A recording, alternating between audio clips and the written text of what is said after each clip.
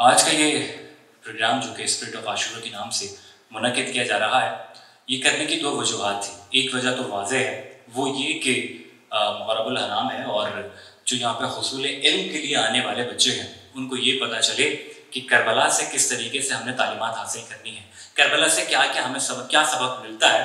اور بڑی اچھی بات ہے کہ جب ہم کربلا کی بات کرتے ہیں تو کربلا میں ہم دوستی کی بات کرتے ہیں، جب یونیورسٹی کی بات کرتے ہیں تو یہاں پہ دوست بنتے ہیں، گھر جاتے ہیں تو ہمارے پاس رشتہ دار موجود ہوتے ہیں، بھائی ہوتا ہے، بہن ہوتا ہے۔ کربلا میں اگر آپ نے دیکھنا ہو اور اگر آپ چاہتے ہوں کہ ایک اچھا دوست کیسا ہوتا ہے، آپ دیکھنا چاہتے ہوں اچھی بہن کیسی ہوتی ہے، تو کربلا میں آپ کو یہ سارے نظارے، یہ سارے آپ کو رشتے دکھ جاتے ہیں۔ دوست کیسا ہوتا ہے یہ کربلا میں جب آپ امام حسین اور جناب حبیب ابن مظاہر کی دوستی دیکھیں گے تو آپ کو اندازہ ہو جائے گا کہ دوست کیسا ہوتا ہے کہ جب مشکل میں تھے تو ایک خط پہنچتے ہی جناب حبیب ابن مظاہر چلے آئے تھے۔ بہن کیسی ہوتی ہے یہ آپ کو کربلا میں آپ کو نظر آ جاتا ہے کہ کس طریقے سے امام حسین اور بی بی زینب کا جو وہ رشتہ تھا۔ بھائی کیسا ہوتا ہے یہ کربلا میں آپ کو حضرت عباس اور حضرت حسین علیہ السلام کا جو رشتہ ہے وہ دیکھ کے پتہ چل جائے گا۔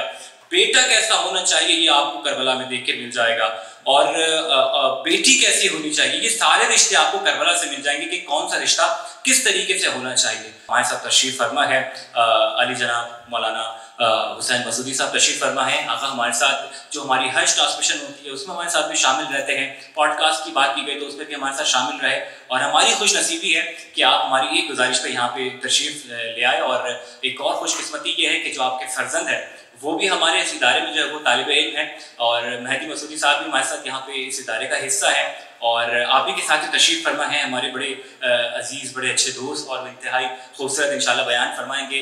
مفتی مدنی رضا صاحب موجود ہیں، اور انشاءاللہ آپ سے بھی کچھ سوالات تھے اور اس موضوع سے بھی ہم یقیناً لطف اندوز ہوں گے اور کربلا کے حوالے سے معلومات حاصل کریں گے۔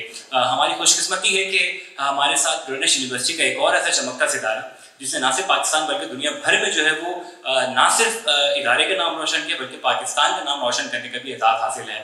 جواد رضا صاحب ہمارے ساتھ موجود ہیں، اور ہماری دلی خواہش تھی کہ ایک ایسا مشہور زمانہ کلام جس کو سن کے ہم سب کے قلوب ٹھنڈے ہو جاتے ہیں، دل کو سکون مل جاتا ہے، وہ پیش کریں گے انشاءاللہ۔ اپنا کلام تو یہ پیش کریں گے، لیکن ہم سب کے فرمائش کو ایک کلام بھی جواد بھائی انشاءاللہ پیش کریں گے، مگر اس سے پہلے میں چاہوں گا کہ تلاوت قرآن کریم سے باقاعدہ اس پروگرام کا آغاز کریں۔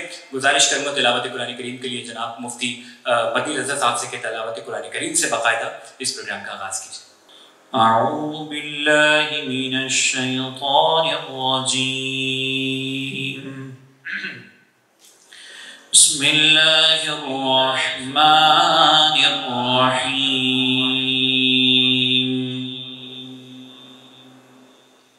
یا ایتھا النفس المطمئنہ ارجعی إلى ربك راضية مرضية فادخلي في عبادي وادخلي جنتي صدق اللہ العظیم۔ اسی کے ساتھ ہی حمد بارِ تعالیٰ نعت رسول مقبول کے لیے میں گزارش کروں گا جناب سجیل یاقوت صاحب سے کہ آپ تشریف لائیں اور بارگاہ رسالت مواب میں ہدیہ نام پیش کریں۔ یہ سب تمہارا کرم ہے آقا، کہ بات اب تک بنی ہوئی ہے، جو سر بسر ہے کلام ربی، جو سر بسر ہے کلام ربی، وہ میرے آقا کی زندگی ہے، یہ سب تمہارا तुम्हारा करम है आका। किसी का एहसान क्यों उठाए, किसी को हालात क्यों बताए, तुम ही से मांगा है तुम ही दोगे, तुम्हारे दर पे लो लगी, ये सब तुम्हारा करम है आका। सजलिया का साथ बार का है इमाम हुसैन में कलाम का हदिया पेश कर रहे थे। दुआ है कि जिक्र के सदक़े में परवरदिगार आपकी आवाज़ में, आपके लहजे में मज़ीद तासीर अता फरमाए और आप इसी तरीके से जिक्र में मशगूल रहें। जिनका जिक्र किया जा रहा है वो हम सबके हैं, हम सबका अकीदा है। और सिर्फ बात मुसलमानों की नहीं, कुछ अशार मैंने भी निकाले हैं कि ना सिर्फ मुसलमान बल्कि हिंदू, सिख, सब ने जो है वो जो सब शौरा किराम हैं उन्होंने इमाम हुसैन की बारगाह में कुछ लिखा है। सबसे पहले एक हिंदू शायर है जय सिंह, वो जब इमाम हुसैन की बारगाह में कुछ लिखना चाहते हैं तो वो कुछ इस तरीके से लिखते हैं कि है आज भी जमाने में चर्चा हुसैन का, चलता है कायनात में सिक्का हुसैन का। वाज़ेह रहे कि ये लिखने वाला एक हिंदू शायर है। चलता है कायनात में सिक्का हुसैन का, और भारत में घर वो आते भगवान कहते हम, हर हिंदू नाम पूजा में जपता हुसैन का। और सर अपना पीटती है जो प्यासों की याद में, लेती है नाम गंगा व जमुना हुसैन का। इसमें नहीं कलाम कि हम बुत परस्त हैं, आंखों से अपनी चूमेंगे रोजा हुसैन का। और हम पापियों के वास्ते हुर की मिसाल हैं, चमकाता है नसीब इशारा हुसैन का। जय सिंह पनाह मांगेगी मुझसे नरक की आग, मैं हिंदू हूं मगर हूं मैं शहदा हुसैन का। और जब एक सिख ने इमाम हुसैन की बारगाह में कुछ लिखना चाहा तो वो कुछ इस तरीके से लिखता है कि लब पे जब शाहे शहीदा तेरा नाम आता है, सामने साकिए कौसर लिए जाम आता है, मुझको भी अपनी गुलामी का शरफ दे दीजो, खोटा सिक्का भी तो आका कभी काम आता है। और वो लिखते हैं कि तू तो हर दौर के हर दीन के इंसान का है, कम कभी भी तेरी तौकीर ना होने देंगे, और हम सलामत हैं जमाने में तो इंशाअल्लाह तुझको एक कौम की जागीर ना होने देंगे। तो ये एक सिख ने लिखा है। और अब आखिरी कि एक ईसाई शायर मौला हुसैन की क्या लिखता है, वो लिखता है कि एक मसीही शायर लिखता है कि फकत है प्यार का दावा हर एक मजहब का, फकत है प्यार का दावा हर एक मजहब का, जहां भी जुल्म हो नफरत हो वो जहालत है, यही वो दर्स है जो दे गए यसुए मसीह, जहां में खिदमत इंसानियत इबादत है। हुसैन आपने इंसानियत का दर्स दिया, हुसैन आपने सौदा ज़मीर का ना किया, हुसैन आपका पैगाम भी मोहब्बत है, हुसैन आपकी दुनिया को फिर ज़रूरत है। तो ये एक हिंदू ने, एक मसीही ने और एक सिख ने इमाम हुसैन की बारगाह में लिखा था।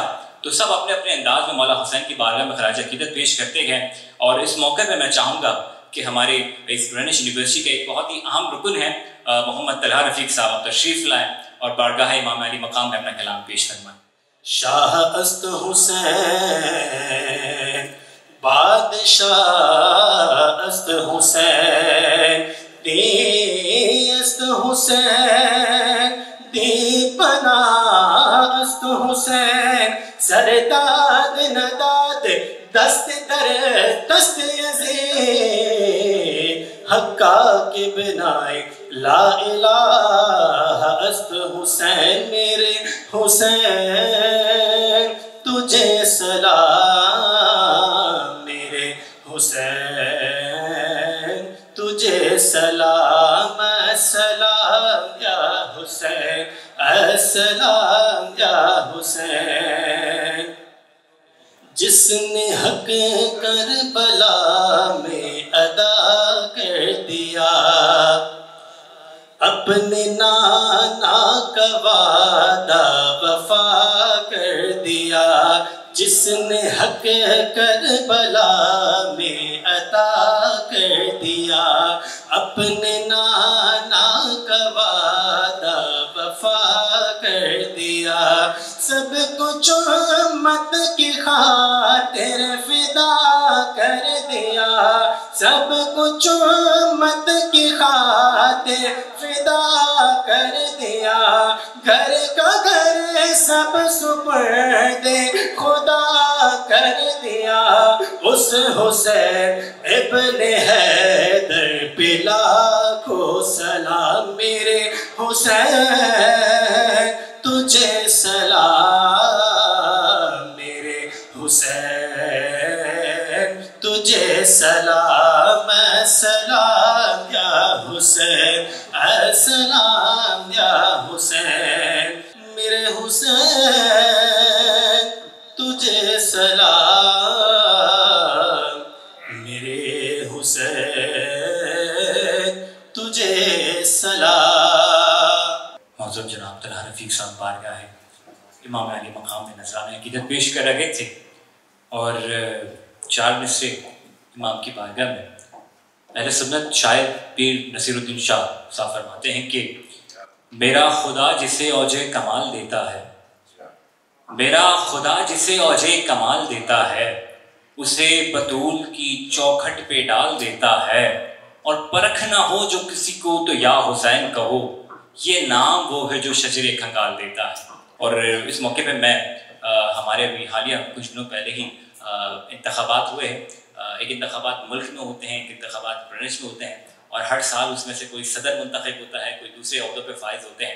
اس سال بھی ہمارے ایک نوجوان جو ہے انہوں نے یہ بیڑا اٹھایا کہ انہوں نے بہت سارے کام کرنے ہیں، اور چونکہ وہ اپنی جو کی زندگی ہے اس میں بہت سارے وہ ویسے بھی کام کرتے آ رہے ہیں، اپنی خدمات پیش کرتے آ رہے ہیں، اس ادارے میں بھی بڑے وہ پرجوش ہے کہ انشاءاللہ بڑے اچھے کام کریں گے۔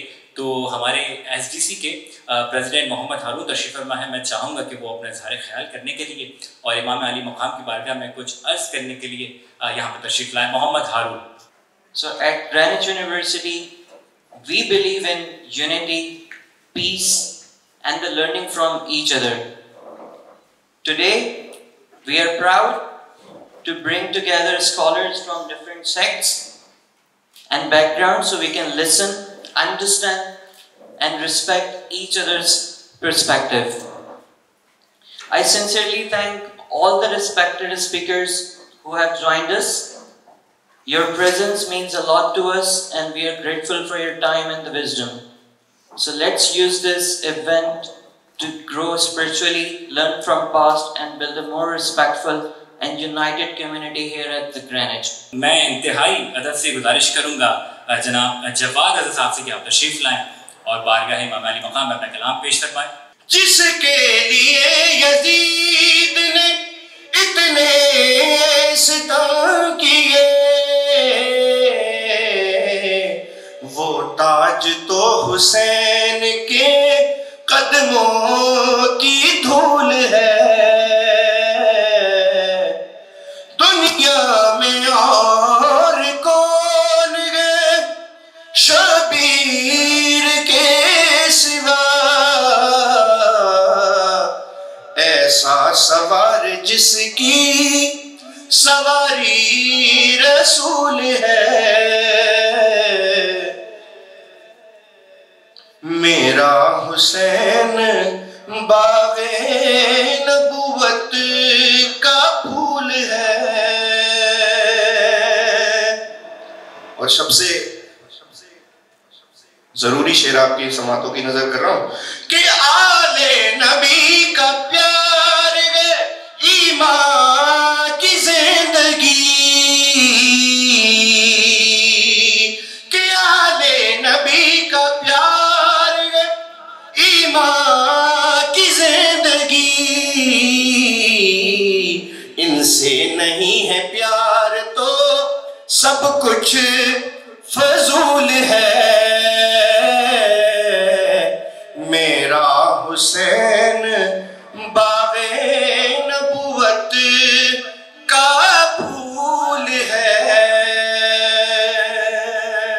کرے جو کوئی ہمسری کسی کی کیا مجال ہے، جہاں میں ہر لحاظ سے حسین بے مثال ہے، یہ ہو چکا ہے فیصلہ نہ کوئی دوسرا خدا، نہ کوئی دوسرا حسین ہے، نہ پوچھئے کہ کیا حسین ہے۔ معزز خواتین و حضرات، کچھ سوالات ہمارے پاس موجود تھے اور علماء کرام کی موجودگی کا فائدہ اٹھاتے ہوئے یہ سوالات ان کے سامنے پیش کر دیتے ہیں اور انشاءاللہ ان سوالات سے جو آپ یقینی طور پہ معلومات حاصل کریں گے۔ میں پہلے تو گرینوش یونیورسٹی کی جانب سے تہہ دل سے ممنون و مشکور ہوں علی جناب مولانا حسین مسعودی صاحب کا، قبلہ مفتی مدنی رضا صاحب کا کہ آپ ہمارے ساتھ یہاں پہ تشریف فرما ہے۔ میں سب سے پہلے چاہوں گا کہ ہم اس سوال پر مفتی مدنی رضا صاحب سے بات کر سکیں۔ قبلہ، کربلا کا واقعہ آج کے نوجوانوں کو کیا پیغام دیتا ہے اور حق و باطل کے درمیان فرق کو نوجوانوں میں کس طرح سے واضح کیا جا سکتا ہے؟ بسم اللہ الرحمن الرحیم، الحمدللہ رب العالمین، والصلاة والسلام علی سید الانبیاء والمرسلین وعلی آلہ واصحابہ اجمعین۔ یقیناً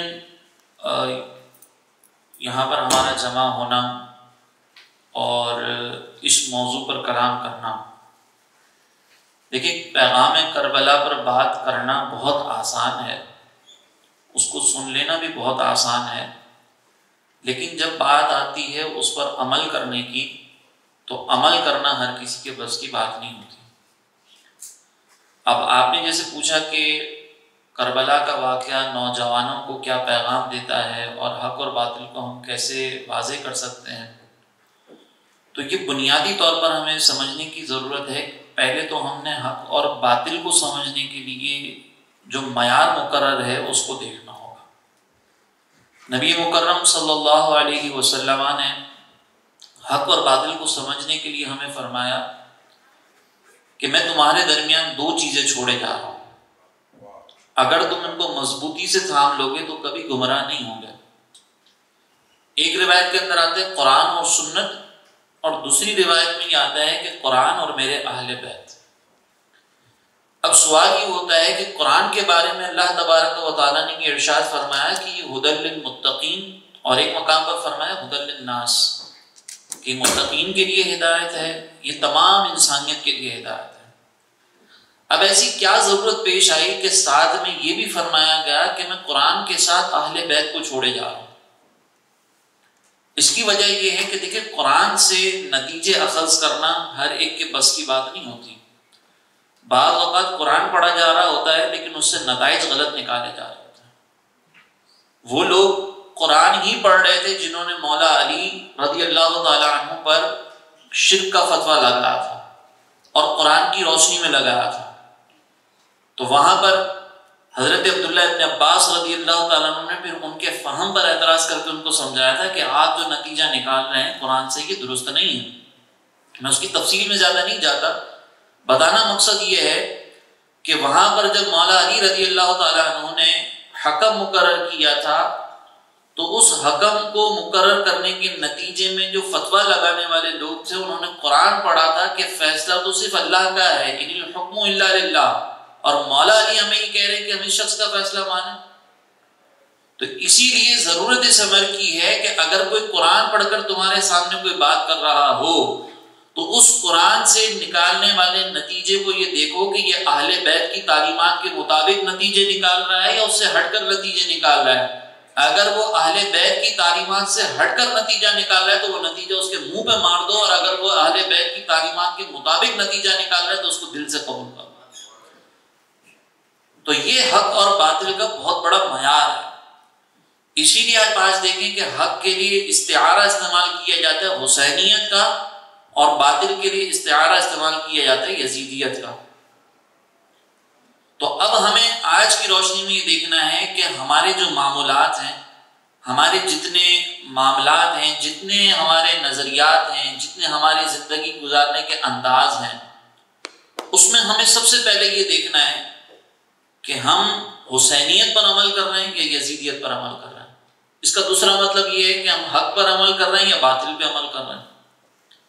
ہماری زندگی کے بہت سارے ایسے معاملات ہیں، علم، عقیدہ، نظریہ، ہماری طرز زندگی، ان سب کے بارے میں ایک نوجوان کو یہ پیغام ملتا ہے کہ ہر چیز کو ایک لسٹ آؤٹ کر کے دیکھو کہ تم زندگی میں یہ کام کر رہے ہو، تم نے یہ معلومات حاصل کی ہے، اب پرکھ کے دیکھ لو کہ اہل بیت کس پر عمل کر رہے تھے، قرآن کیا تعلیم دے رہا ہے اور میں کیا کر رہا ہوں۔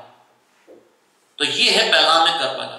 اب جیسے میں نے ذکر کیا تھا کہ پیغام کربلا کو سمجھنا سننا بہت آسان ہے، لیکن جب ہم لسٹ آؤٹ کرنے کی کوشش کریں گے، لسٹ آؤٹ کریں گے، اور جب اس پر عمل پیرا ہوں گے نا تو وہ بڑا مشکل ہے۔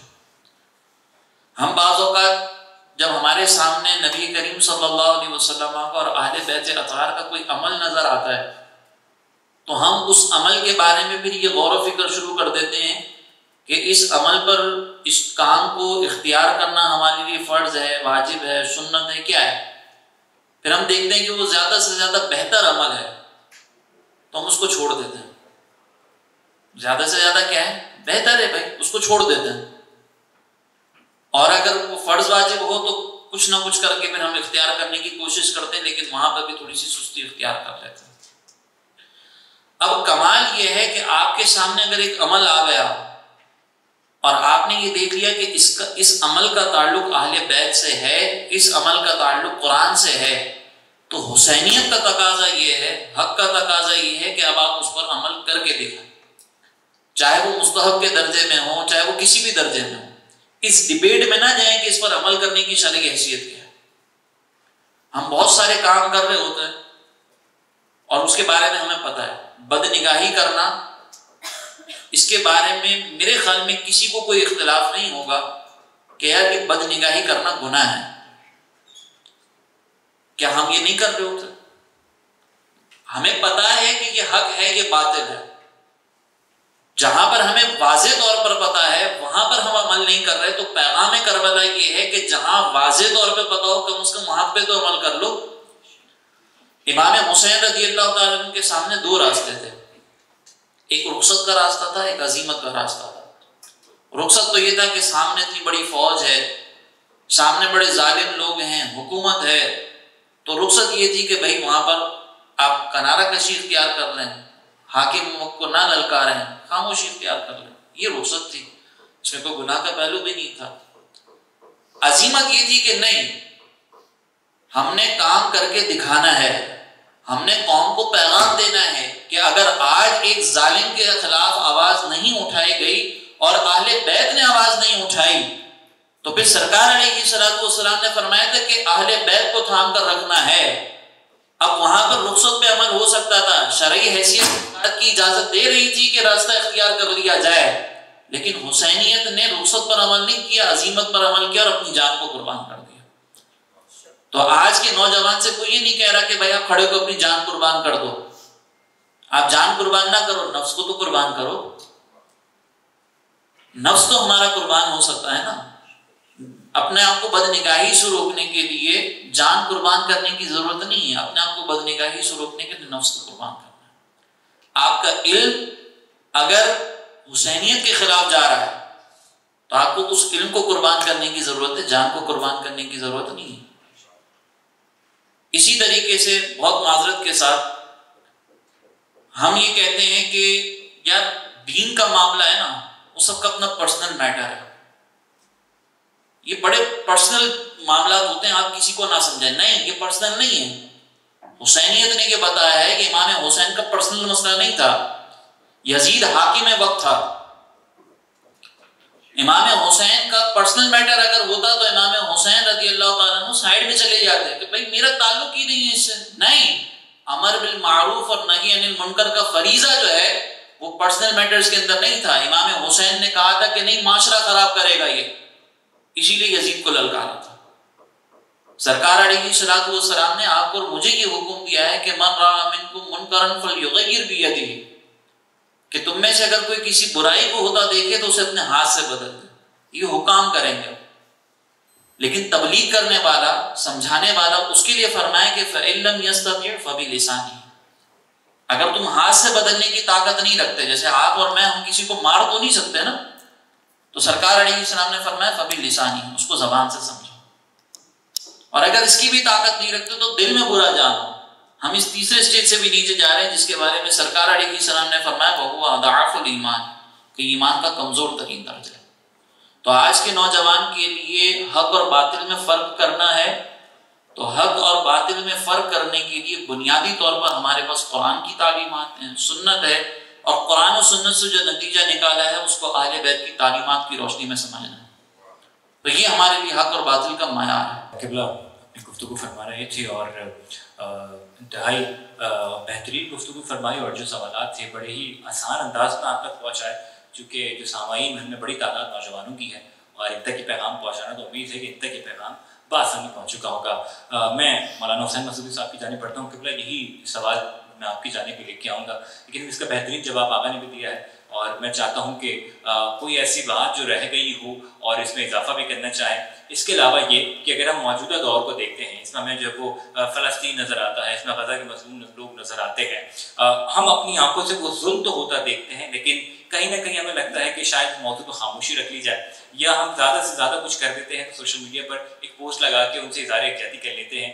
کیا یہ کافی ہے؟ اعوذ باللہ من الشیطان اللعین الرجیم، بسم اللہ الرحمن الرحیم، وبہ نستعین وہو خیر ناصر ومعین، الحمدللہ رب العالمین، والصلاة والسلام علی رسولہ الکریم وآلہ الطاہرین وصحبہ المنتخبین۔ بات اور سوال سے پہلے چونکہ پیغام کربلا میں جو سب سے واضح ترین ایک جملہ مجھے نظر آیا، بہت قریب میرے لیے رہا، وہ امام عالی مقام حضرت حسین علیہ السلام کا وہ جملہ ہے جو کربلا کے دن آپ نے بارہا ارشاد فرمایا، اور وہ جملہ ہے اِنَّا لِلَّهِ وَإِنَّا إِلَيْهِ راجعون، رضاً بقضائه وتسلیماً لأمر مولا۔ ایک حصہ اس میں قرآن کا ہے، اِنَّا لِلَّهِ وَإِنَّا إِلَيْهِ راجعون، اور دوسرا حصہ امام عالی مقام کا وہ جملہ ہے کہ رضاً بقضائه وتسلیماً لأمر مولا۔ اچھا، اس کی تشریح ہے، اس کی وضاحت تو بعد میں کریں گے۔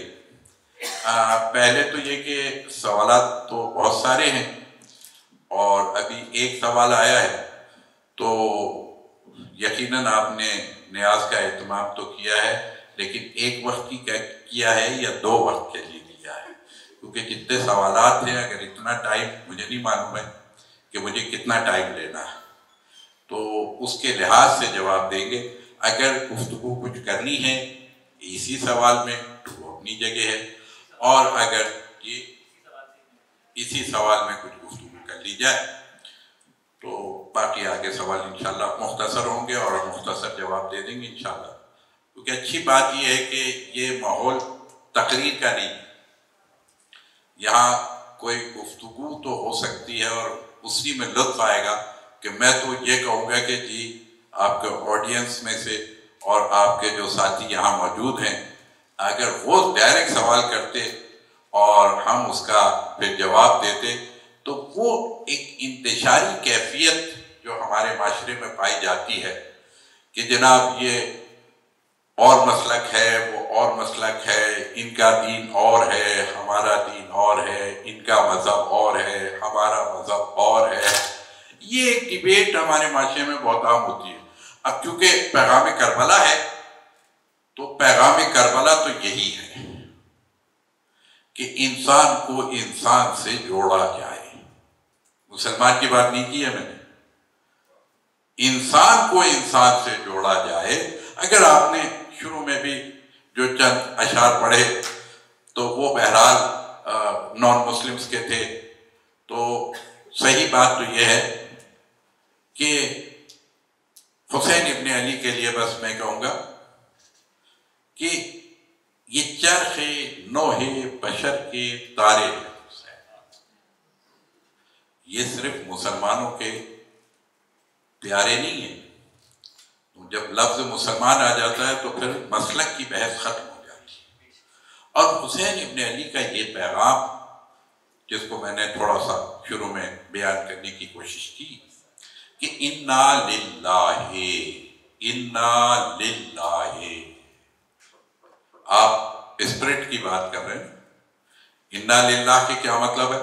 اب ہمارے یہاں تو ڈر جائیں گے کہ شاید یہاں کوئی بھی جنازہ تو نہیں آنے والا ہے، مولانا نے پڑھ دیا کہ انا للہ و انا الیہ راجعون. تو بہرحال ہم چلتے پھرتے جنازے تو ہے ہی. تو اب کس جنازے کا انتظار کر رہے ہیں کہ انسانیت کا جنازہ تو ہم نکال چکے ہیں. آج انسان کے اندر انسانیت کہاں ہے؟ اس کا جنازہ ہم نکال چکے ہیں. تو جس کا جنازہ ہم اٹھا چکے ہیں پھر ڈرنا کیا جنازے سے؟ اب تو وہ آئے گا نہیں ہمارے پاس. یہی انسانیت، یہی اسپرٹ ہے. حسین ابن علی کیا سکھانے آئے؟ یہ 1,00,000 کم و بیش 24,000 انبیاء علیہ السلام کیوں آئے؟ یہ اللہ نے ہمارے تک پیغام بھیجا کیوں بھیجا؟ انسان کو انسان بنانے کے لیے، انسان کو انسان بنانے کے لیے. اگر ہم انسان نہیں بنا رہے، کردار سازی جس کو کہتے ہیں، ابھی جس کو مفتی صاحب نے بھی کئی جہتوں سے سمجھانے کی کوشش کی کہ انسان کو انسان بنانا. حسین ابن علی یہی کرنے آئے تھے کہ انسان کو انسان بنا دیا جائے، اور جو انسان بن جائے اسی میں ضمیر ہوتا ہے، اور جس میں ضمیر ہوتا ہے وہ حق کی آواز پر لبیک کہتا ہے. اگر ضمیر مردہ ہو جائے تو نہ حق سمجھ میں آئے گا، نہ باطل سمجھ میں آئے گا، نہ سچ سمجھ میں آئے گا، نہ جھوٹ سمجھ میں آئے گا. اگر میری آنکھ ہی نہیں ہے تو مجھے نہ ڈارک سمجھ میں آئے گا، نہ برائٹ سمجھ میں آئے گا، نہ مجھے اندھیرا سمجھ میں آئے گا، نہ مجھے روشنی سمجھ میں آئے گی. یہ کیا ہے؟ اس کی وجہ یہ ہے کہ میرے دل کی آنکھ ہی بند ہو جائے تو حق کہاں سے نظر آئے، حق کہاں سے سمجھ آئے، حق کی طرف کیسے لبیک کہا جائے. حق کی آواز پر لبیک کہنے کے لیے تو دل میں ایک نور پیدا کرنا پڑے گا، ایک برائٹنس لانی پڑے گی، ایک اندر کے اپنے انسان کو زندہ کرنا پڑے گا. آپ کہتے ہیں اسپرٹ آف کربلا. ہم انسانوں نے، اور خاص طور پہ میں مفتی صاحب کی اجازت سے کہہ رہا ہوں، میں اس میں شامل ہوں، کہ ہم نے تو اسلام کو اسپلٹ کر دیا. اب اسپلٹ کے بعد اسپرٹ کہاں ڈھونڈ رہے ہیں آپ؟ پہلے تو یہ اسپلٹ کرنا ختم کیجئے. جب تک ہم گروہ بندیوں میں، قبیلوں میں، فرقوں میں بٹے رہیں گے، وہ کوئی بھی ہو، میں یہاں یہ ڈیبیٹ نہیں کر رہا، لیکن بس میں تو چند جملے کہہ رہا ہوں، کچھ ادھر سے اور کچھ ادھر سے. گفتگو کا انداز یہ نہیں ہے، مگر جب تک ہم ایک پلیٹ فارم پہ جمع نہیں ہوں گے مسلمان، جو آپ نے آخر تک پہنچ گئے اور فلسطین اور کربلا سے نکلے اور فلسطین تک پہنچ گئے، تو آج کی کربلا انسان کو بیدار تو ہو لینے دو. ہر قوم پکارے کہ ہمارے ہیں حسین. تو یہ کیا چیز ہے؟ اور پھر کیا ہے؟ وہ جو ایک شعر بھی آپ سنتے ہیں اکثر کہ قتل حسین اصل میں مرگ یزید ہے، اسلام زندہ ہوتا ہے بس کربلا کے بعد. تو کچھ شعراء نے اس کو ذرا سا تصحیح کر دی کہ بس اسلام زندہ ہو گیا بس کربلا کے بعد. میں نے اس پورے شعر کو بدل دیا اپنی انداز میں. تو میں یہ کہتا ہوں قتل حسین چھوڑیے، قتل حسین بہت بڑی چیز ہے. حسین کو کوئی قتل کر ہی نہیں سکتا، اس لیے کہ ہاں قتل نہیں ہو سکتا، حسین کیسے قتل ہو جائے گا؟ یہ تو فلسفہ قرآن نے بارہا سمجھا ہے نا کہ راہ خدا میں جو جان دیتے ہیں انہیں تم مردہ سمجھتے ہو. تمہاری عقلوں کو کیا ہو گیا؟ لا یشعرون، تم شعور بھی نہیں رکھتے. وہ زندہ ہیں، وہ حیات پاتے ہیں، ہم ان کو غذا کھلاتے ہیں. قرآن کی آیتیں، میں اگر ادھر چلا گیا تو 2 دن بھی چل سکتی ہے گفتگو، مجھے کوئی مشکل نہیں ہے. آپ اپنے اگرچہ کہ بہرحال آپ ایک اسپرٹ کی بات کر رہے تھے، کربلا کی اسپرٹ یہ ہے کہ سب نے دامِ درہم سخن قدم اس میں شرکت کی ہے، اور ماشاءاللہ ڈونیشن تو آپ کو سے مراد یہ کہ نام حسین پر، اور کیا ہے وہ بہرحال تو ساری دنیا لنگر کھا رہی ہے تو کوئی مشکل نہیں ہے. یہ زہرا کی چکی چل رہی ہے، بنت نبی کی چکی چلتی ہے، اور زمانہ لنگر کھاتا ہے تو کھا رہا ہے، اچھی بات ہے. لیکن جن لوگوں نے مال سے مدد کی، شاید اس وقت میں یہ کہہ سکتا ہوں کہ اس یونیورسٹی میں اسپرٹ کی بات ہو رہی ہے تھوڑا سا سچ اور حق سننا چاہیے.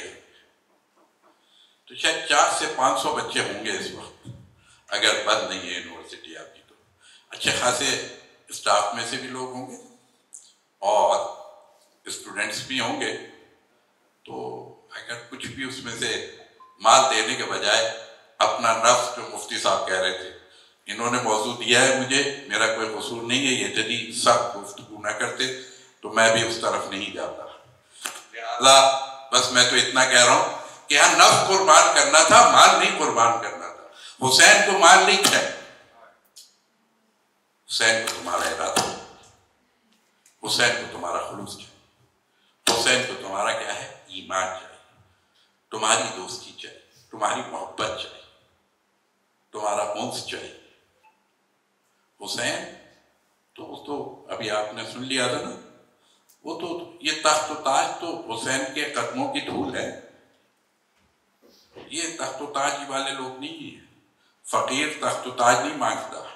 خیرات موضوع کہیں سے کہیں نہ چلا جائے، بس میں تو صرف سمیٹ کے وہاں پہ لانا چاہوں گا کہ یقیناً مجھے خوشی ہوتی کہ یہ ہال بھرا ہوتا. تو حسین ابن علی خوش ہو جاتے ہیں کہ ہاں اسپرٹ کا معنی میرے اسٹوڈنٹ کو سمجھ میں آ گیا. اور یاد رکھیے گا، حق اور باطل، اب استعارے کی بات ہو چکی، میں ادھر نہیں جانا چاہ رہا، لیکن حق نہیں سمجھ میں آ سکتا. اور حسین ابن علی نے آپ کو کیا سکھایا؟ چلیے تو بس یہی حق اور باطل. ایک چیز ہے مائٹ از رائٹ، ٹھیک ہے نا، مائٹ از رائٹ. جہاں طاقت ہے وہی صحیح ہے، جہاں اکثریت ہے وہی سب ہے. اکثریت یہ کہہ رہی ہے تو کیا یہ حق ہے؟ اکثریت کا ہونا اس بات کی دلیل ہے کہ حق ہے. تو پھر معاف کیجیے گا، کربلا میں 72 تھے اور مقابل میں ہزاروں تھے، تو مائٹ تو وہاں تھا، رائٹ یہاں تھا. رائٹ جیت گیا، مائٹ ہار گیا. آج یہی ہے نا، گھر گھر حسین. یہ کیوں ہے؟ ہر دل کی آواز. انسان کو بیدار تو ہو لینے دیں. ہم اور آپ آج کیا کر رہے ہیں؟ ہم تو صرف یہ چاہ رہے ہیں، حق وقت سمجھانا تو خود بخود سمجھ میں آتا، حق سمجھایا نہیں جا سکتا.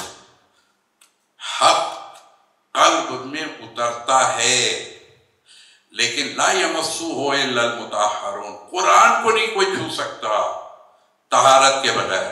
نور خدا کیسے قلب میں جلوہ گر ہو جائے، یہ قلب کو پاک کرنا پڑے گا. جب تک یہ آپ اپنے اندر پاک نہیں کریں گے، اس وقت تک آپ معاشرے کو پاک نہیں کر سکتے. اور آسان کر دیا میں نے، بہت شارٹ کر دیا اس کو، تشریحات میں نہیں کیا. معاشرے کو اچھا کرنا ہے تو خود اچھے ہو جائیں. حسین نے یہی تو فیصلہ کیا تھا، عزیمت کا راستہ اور رخصت کا راستہ. ہم تو ہر اچھے کام میں رخصت کا راستہ اختیار کرتے ہیں، عزیمت کے لیے تو قربانی دینی پڑتی، جان دینی پڑتی ہے. تو قربانی کہاں سے دیں؟ قربانی سے بچنا رخصت کہلاتا ہے، جس کی تشریح ابھی مفتی صاحب کر رہے تھے. اور قربانی دے دینا حق کے راستے میں یہ عزیمت کہلاتا ہے. حسین ابن علی نے عزیمت کا راستہ اختیار کیا. تو حسین نے کیا سمجھایا کہ مائٹ از رائٹ یا رائٹ از رائٹ. حسین نے بتا دیا رائٹ از رائٹ، صحیح صحیح ہے، غلط غلط رہے گا. چونکہ آپ نے مجھے فلسطین تک پہنچایا ہے تو میرا تو ارادہ نہیں تھا اس طرف حال میں آنے کا. بھی تو ہم ماضی سے نکل آئے، کربلا سے تو حال تک آ جائیں گے.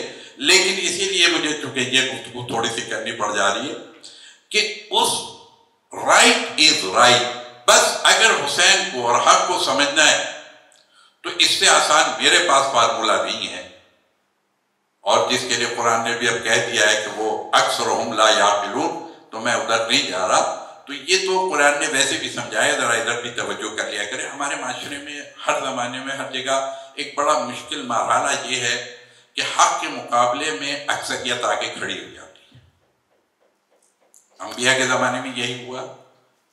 ٹھیک ہے, اب میں ادھر نہیں جا رہا. حسین ابن علی کے زمانے میں بھی اکثریت تھی مد مقابل, اقلیت تھی کربلا والوں کی.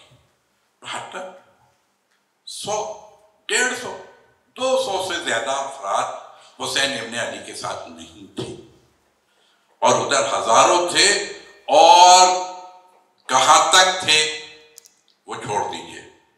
اس لیے کہ پھر جب آل رسول اگر نہیں تھے تو جب واقعہ ہو گیا کربلا میں, عاشور ہو گئی, تو اس کے بعد جب بنات رسول, جب اولاد رسول, جب خاندان عصمت و طہارت کی شہزادیاں اسیر کر کے لے جائی جا رہی تھی, تو اس وقت کربلا سے کوفہ اور کوفے سے شام تک یہ راستے بھی آئے تھے.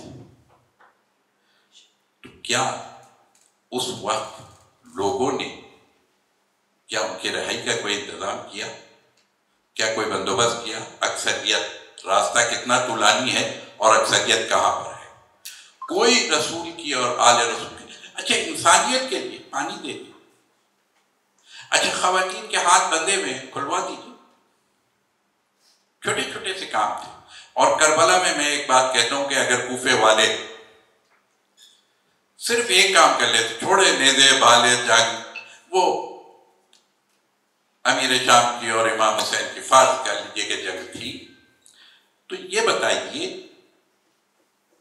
کہ کیا اتنا کام بھی نہیں کر سکتے تھے جس کی طرف مفتی صاحب نے اشارہ کر دیا؟ میں تو اس کی صرف وضاحت ہی کر رہا ہوں, بھی اپنی بات تو میں شاید کر بھی نہ پاؤں.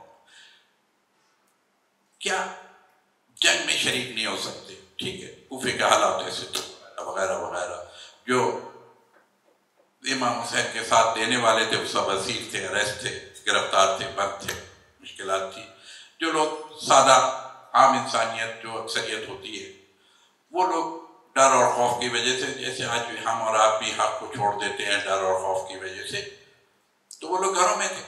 کیا اگر صرف نیزے بھالے چھوڑ کے, اگر اپنے بچے لے کے ہاتھوں میں کوزے اور پانی کے جام لے کے اور روٹیاں ہاتھ میں لے کے, اگر کوفے شہر والے نکل آتے اور یہ کہتے بھئی جنگ آپ دونوں کی جانے, آپ جانے اور آپ لوگ جانے, ہم تو صرف آل رسول کو, ننھے ننھے بچوں کو الاتش الاتش آنے والی صداؤں کو سن رہے ہیں, اور ہم تو بچوں کے لیے پانی اور روٹی لے کے جا رہے, آپ جانے, آپ کا کام جانے, ہم صرف روٹی پانی میں. کہتے ہو اگر کوفے والے نکل کے صرف کربلا پہنچ جاتے روٹی اور پانی لے کر, تو آج فلسطین بھی آزاد رہتا. اگر ہم مسلمان صرف زبان سے فلسطین کی بات کر رہے ہیں, یہاں جتنے لوگ بیٹھے ہیں مجھ سمیت, کیا ہم نے کوئی ایک درہم, دینار, کوئی ایک روپیہ, کوئی کنٹریبیوشن سوائے آواز کے یا واٹس ایپ, فیس بک, خوب اس پہ, بہرحال اس کا ایک اثر ہے, اس کی ایک ضرورت ہے. آواز تو کم سے کم اٹھاؤ. اگر عمل نہیں بھی کر سکتے تو وہ جنگ اور جہاد کی باتیں نہیں کر رہا, میں کہہ رہا ہوں کم سے کم ہم اپنے ملک میں سوشل بائیکاٹ ہی نہیں کر پا رہے ابھی تک تو ہم اس کی پروڈکٹ, میری جنگ ہو رہی ہے, میری آپ سے جنگ ہے, کسی سے جنگ ہو رہی ہے, کیا میں اس کی دکان سے سودا خریدوں گا؟ اس کے لیے فتویٰ کیوں ڈھونڈ رہے ہیں؟ اس کے لیے انتظار کس بات کا ہے؟ بھئی میرا آپ کا جھگڑا ہے, جب آپ کا اگر کلاس میں بھی جھگڑا ہو جاتا تو 1-2 دن تک تو کم از کم پین اور پینسل بھی اس سے نہیں مانگتے ہیں آپ, اتنا تو آپ بھی کرتے ہیں. یہ اصول تو سب بچے کو پتا ہے کہ جس سے لڑائی ہو رہی ہو اس سے کوئی چیز لینا دینا نہیں ہوتا ہے. تو یہاں پر بھی ہم لوگ, کیا اسرائیل کی پروڈکٹ کو ہم نے بند کر دیا؟ یہ بھی نہیں کر سکتے. اتنا سا بھی نفس, میں مفتی صاحب سے باہر نہیں جاؤں گا, میرا ایک اصول ہے کہ جو اسی بات کو آگے بڑھاؤ. تو حسین نے یہی تو کیا تھا, مثلی لا یبایع مثلہ, مجھ جیسا یزید جیسے کی بیعت نہیں کر سکتا. قیامت تک کے لیے قانون ہے. میں وہ جملہ تو کہہ نہیں سکا، بس یہ بتا دیا انہوں نے کہ رائٹ از رائٹ. جو رائٹ والا ہے وہ برائٹ نہیں دیکھتا ہے، وہ مائٹ نہیں دیکھتا، وہ اپنی جگہ کھڑا رہتا ہے. اور یہی میرے رسول نے بھی تو کہا تھا نا کہ جب یہ قریش مکہ نے کہا کہ یہ اپنا دین لے کے آئے نا، حضرت ابو طالب سے ایک جملہ کہ بھئی اپنے بھتیجے سے کہیں کہ یہ نیا والا دین جو ہے نا، توحیدی دین جس کو ہم کہتے ہیں، اسلام جسے کہتے ہیں، یہ ہمارے 360 بت رکھے ہیں، 360 قسم کے دین ہمارے پاس ہیں، تو آپ اپنا بھی ایک لا کر کے کعبے میں رکھ دیجئے، ہم اس کو بھی ایک دن اس کو بھی مان لیں گے. یعنی 365 دن ہمارے، ایک دن وہ راضی رہے ہیں رحمان اور خوش رہے شیطان. تو یہ تو بہت آسان ہے. یہی تو بس کسی کو سمجھنا ہے کہ اگر ہم نے یہ سمجھ لیا کہ نہیں، راضی بھی رحمان رہے، خوش بھی رحمان رہے، تو مسئلہ حل ہوگا. جب تک یہ ذرا سا ملاوٹ چلتا رہے گا تو ملاوٹ والا دین اللہ کو قبول نہیں ہے. حسین نے خالص دین پیش کیا، خالص نیت، اخلاص. جو جینوین چیز تھی نا بس وہ رکھی ہے، اب جینوین ہٹا دی. جس دن آپ جینوین ہو جائیں گے مسئلہ حل ہو جائے گا. جب تک وہ ذرا اس کا خیال، ذرا اس کا خیال، ذرا اس کی بات، ذرا اس کی بات، اور پھر قربان. اگر میں اپنا علم بھی قربان نہ کر سکوں، ہر ایک کو قربانی اپنی اپنی طرح کی دینی ہے نا. یقیناً اس وقت چاہے کلاس ہو تو کلاس کی قربانی، مثلا اور کسی چیز کی قربانی، تو قربانی کے درجے اس میں ہم نہیں جا رہے.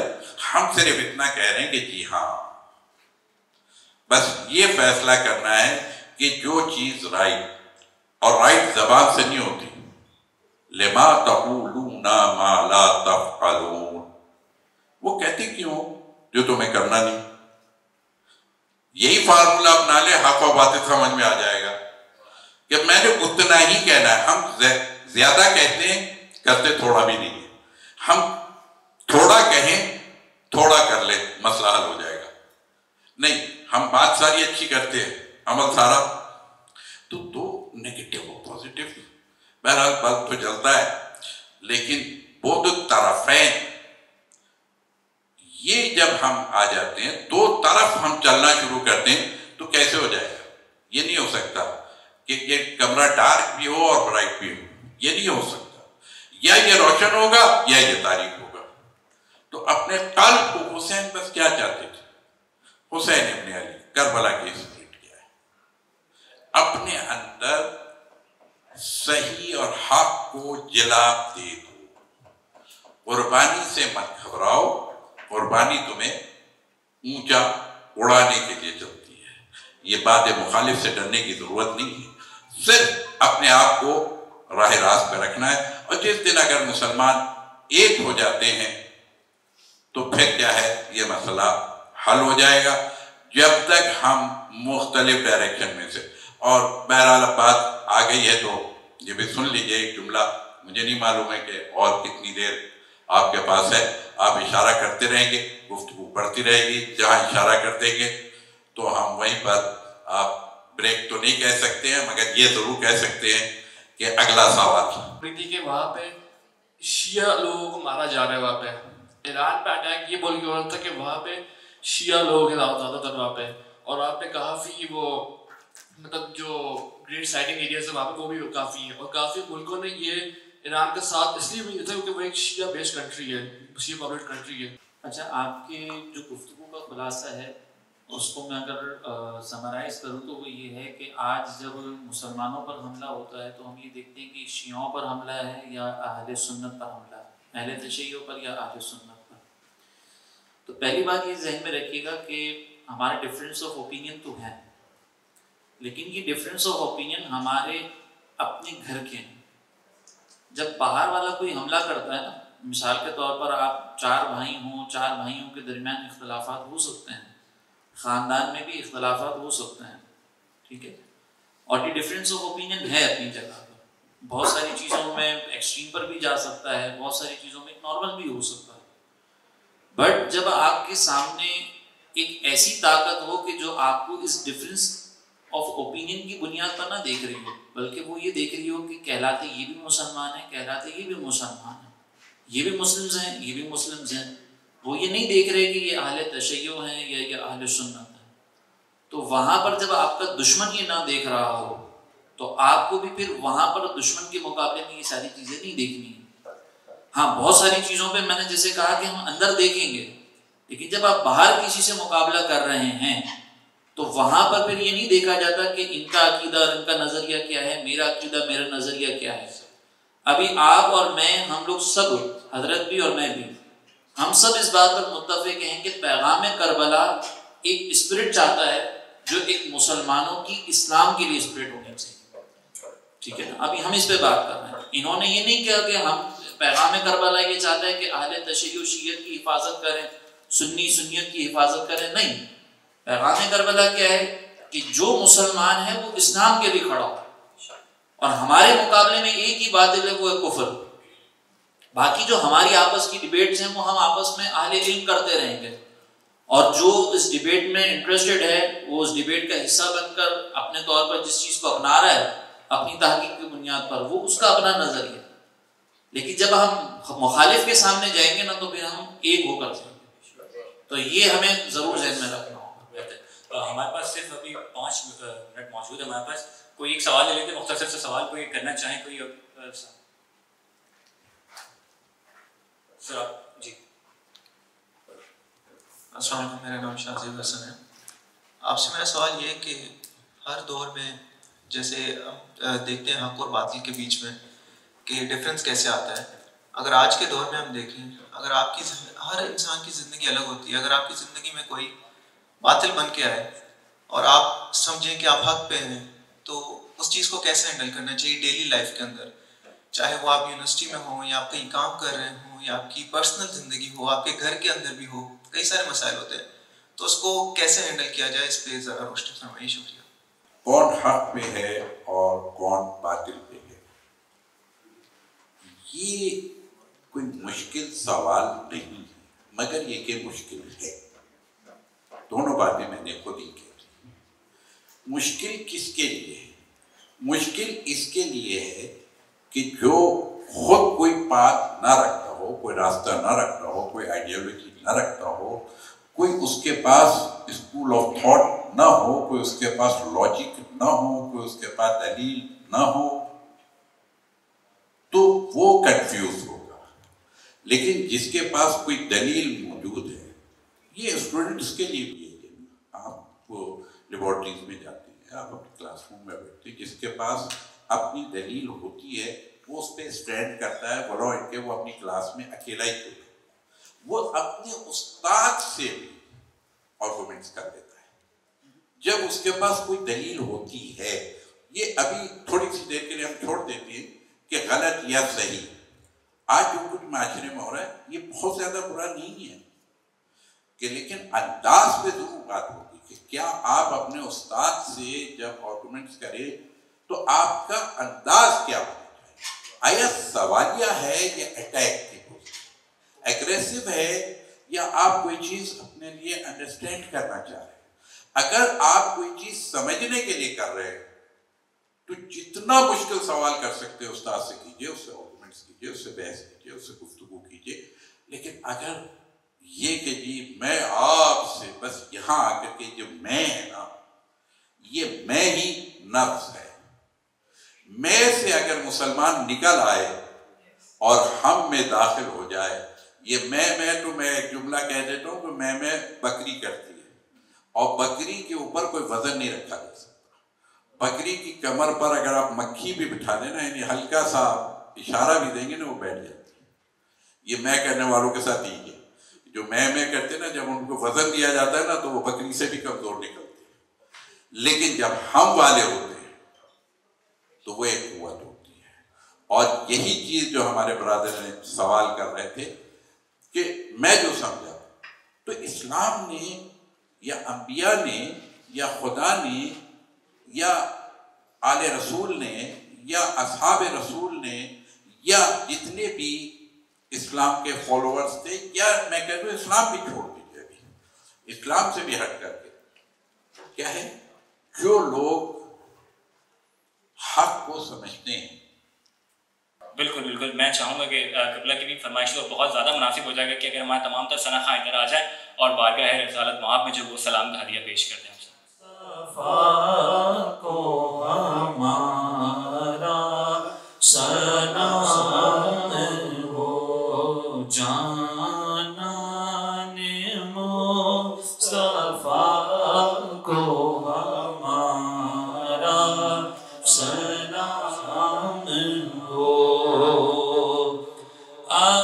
عباس نامدار ہے زخموں سے چور چور. عباس نامدار ہے زخموں سے چور چور. اس پہ کرے رضا کو ہمارا سلام ہو. اس پہ کرے رضا کو ہمارا سلام ہو. اصغر کی ننھی جان پہ میں دل سے ہوں نثار. اصغر کی ننھی جان پہ میں دل سے ہوں نثار.